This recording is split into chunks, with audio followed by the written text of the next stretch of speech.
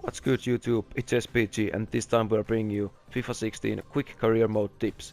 First up, let's concentrate on loan players. Sometimes when you start your career mode, the team you're playing with has loaned some players out that you would like to sell, so you have to call him back and put him on the transfer list. But don't worry about the cost, it's nothing compared to the price you will get from him when sold.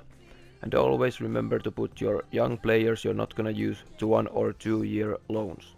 And if you have loan players you're not gonna use, terminating the loan saves you a little bit of money. Next is transfers. When offering players contracts, don't be afraid of using the per goal or clean sheet bonus. Sometimes the players don't want to relocate, but using the bonus really helps the transfer to push through without using too much of your wage budget.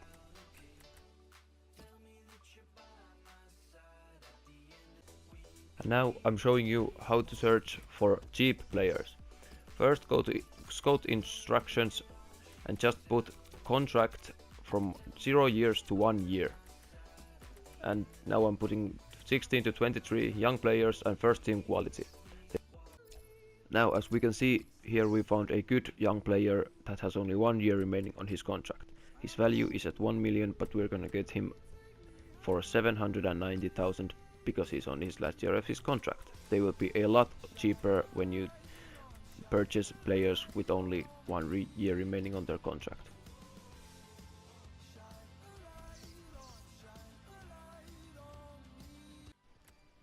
And here we see a player didn't want to come to our team, but we used the per goal bonus, so he did accept our offer. And now we have a few players that contracts are expiring, and before the January transfer window you would like to renew their contracts, because if they have only 1 year remaining or less, they will be eligible to make contracts to other teams and leave after the season has ended for free. But you can also use this trick for your own good. As we can see here, we're using the budget split to make ourselves more wage, and now we're getting Joel Matip for free after the season.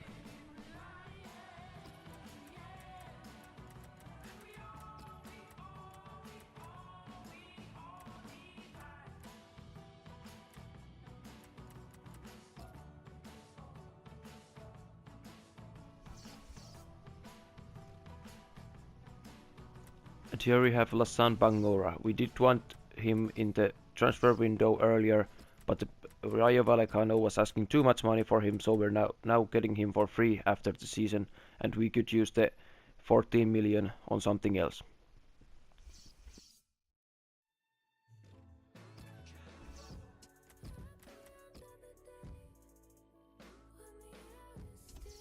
And now let's talk a little bit about training. This is really important for your team to progress, because the younger players will get much better with training. The older players will not develop as well, so you should only train your younger players.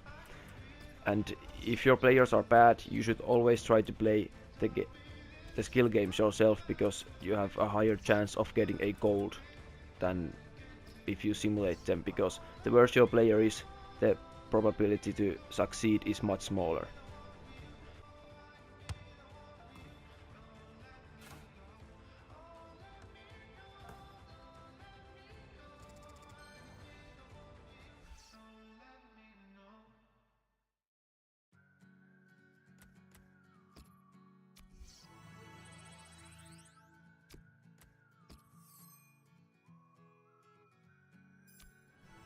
So here we can clearly see the one that I played myself, I got an A, and the computer simulates the rest.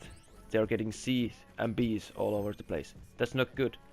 A will give you much better results, and you don't need to train as much to get the same results.